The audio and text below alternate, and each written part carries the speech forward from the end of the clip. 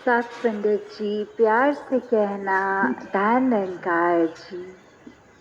कटनी में सत्संग के भवन में जहाँ आज सब इस समागम का आनंद ले रहे हैं, और जैसे शहर का नाम भी कटनी है, तो सत्संग का उद्देश्य ही यही कि इस निरंकार प्रभु परमात्मा से जब हम इसकी जानकारी लेके इसके साथ जुड़ते हैं, तो ये माया रूप के सारे जंजालों से एक दुख तकलीफ उस तरह तो शरीर है जब तक तो आती जाती रहती है, उतार चढ़ाव जीवन में आते जाते रहते हैं। पर ये जो एक असली सत्य है, ये जो सदैव रहने वाला सत्य, इसके साथ जब जुड़ते हैं तो वाकई ही ये हमारी आत्मा सब एक भरम भुलोकों से कट जाती है। ये कटनी है। तो दातार कृपा करे कि हर कोई जहाँ एक दूसरे के साथ संसार में जब आए हैं, तो ये एक वननेस का पैगाम जो मिशन हमेशा देता रहा है कि कैसे बिना भेदभाव हर एक से प्यार करना है, मानवीय गुण अपने जीवन में लाने हैं, कैसे हर एक का सत्कार करते ही जाना है और किसी दिखावे रूप में नहीं, पर दिल से पहले खुद एक असली मानव जब बनेंगे तो सारे मानवीय गुण आ जाएंगे। चाहे शरीर मनुष्य का है, पर एक मानवीय गुण ही है जो हमें मानव बनाते हैं। तो कैसे हमने ये भी सुना कि आज जो संदेश देते गए हैं पूरे सत्संग के दौरान, वो वही संदेश जो युगों युगों से सत्य रहा है, जो समय के साथ चेंज नहीं होता, वो इटर्नल एक मैसेज कि कैसे हम ये आत्मा हर शरीर में परमात्मा की अंश। तो ये संदेश तो जब भी हम सुनते हैं तो लगता है कि ये मिशन में फिर कोई नई चीज़ क्या है। तो वही बात कि जो सत्य है वो आज भी सत्य है, कल भी सत्य था। तो उसके लिए एक जैसे एक कोट भी है कि information does not need to be new to be helpful, but it just needs to be timely. कि कोई भी अगर हमें इंफॉर्मेशन, एक कोई सूचना अगर चाहिए होती है, तो वो हमेशा कोई नई सूचना नहीं होगी, तो भी वो हमारे लिए तब तक ही फ़ायदेमंद है जब वो बिल्कुल समय से मिल जाए। जैसे उदाहरण पे अगर कोई हमें स्थान पे कोई रेलवे स्टेशन एक ट्रेन निकलनी है और हम रास्ता नहीं जानते, तो वो कोई रास्ता जो बताएगा वो कोई नई डायरेक्शन तो देगा नहीं, वो जहाँ पे रेलवे स्टेशन है वहीं बताएंगे। पर हमारे लिए वो सूचना तब तक ही एक फ़ायदेमंद है जब हम उस सूचना को प्राप्त करें, एक अपनी ट्रेन के समय को निकल जाने से पहले उधर पहुंच पाएं, तो ही, वरना समय निकल जाएगा, ये ट्रेन भी प्लेटफॉर्म से निकल जाएगी, उसके बाद रेलवे स्टेशन अगर पहुंचता है वो व्यक्ति, तो फिर वो फ़ायदा नहीं। वो जानकारी, वो रास्ता जानता भी था स्टेशन का कहाँ से पहुंचना है, तो भी वो किसी काम का उस तरह उसको फ़ायदा नहीं मिला, क्योंकि जो ट्रेन में बैठ के दूसरे शहर जाना था वो ट्रेन तो अपने समय से निकल गई।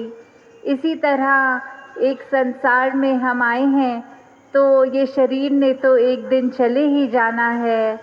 तो जब ये शरीर हो रहा, जिंदा है हम, ये जब शरीर है, तभी ये सूचना कि परमात्मा क्या है, अपनी जानकारी, हम क्या हैं, हम सिर्फ शरीर नहीं हैं, तो ये जानकारी भी ये जीते जी ही मनुष्य को प्राप्त हो सकती है।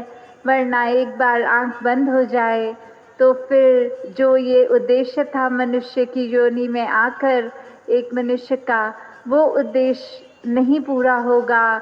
ये जानकारी से निराकार की कि परमात्मा अंग संग है, एक कण कण में है।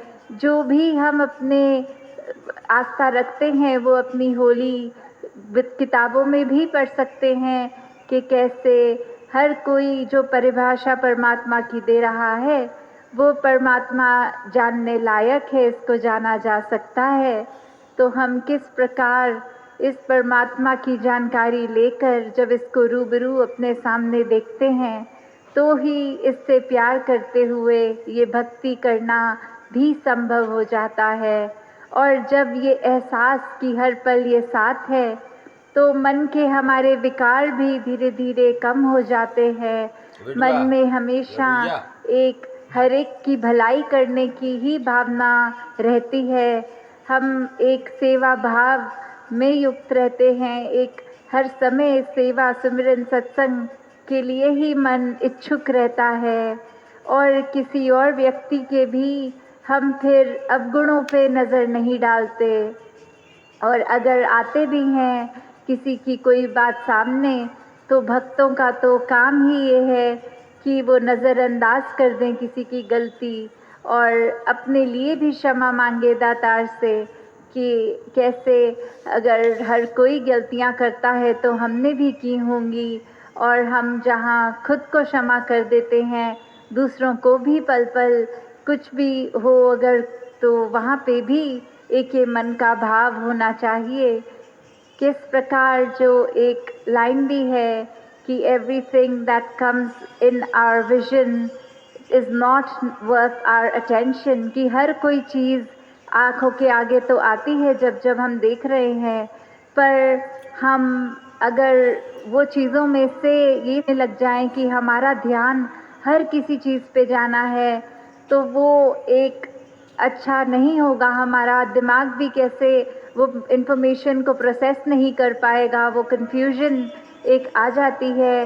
तो कैसे हम अपने दिमाग में भी एक फ़िल्टर बना लेते हैं कि हमारी नज़र तो कितना कुछ देख रही है, पर हम महसूस कर लेते हैं, इसको खुद देख लेते हैं, तो फिर एक ये भक्ति भाव मन में खुद से ही जन्म ले लेता है। तो जहाँ सिर्फ अपने लिए भक्ति करते चले जाएं, अपने अवगुणों को सुधारने के लिए इस परमात्मा से भक्ति करने का कारण, ये रीज़न भी सिर्फ और सिर्फ प्रेमा भक्ति ही हो, ना कोई लालच या कोई दुनियावी एक पाने के लिए कुछ, कोई अपनी शरीर की पीड़ा से मुक्त होने के लिए।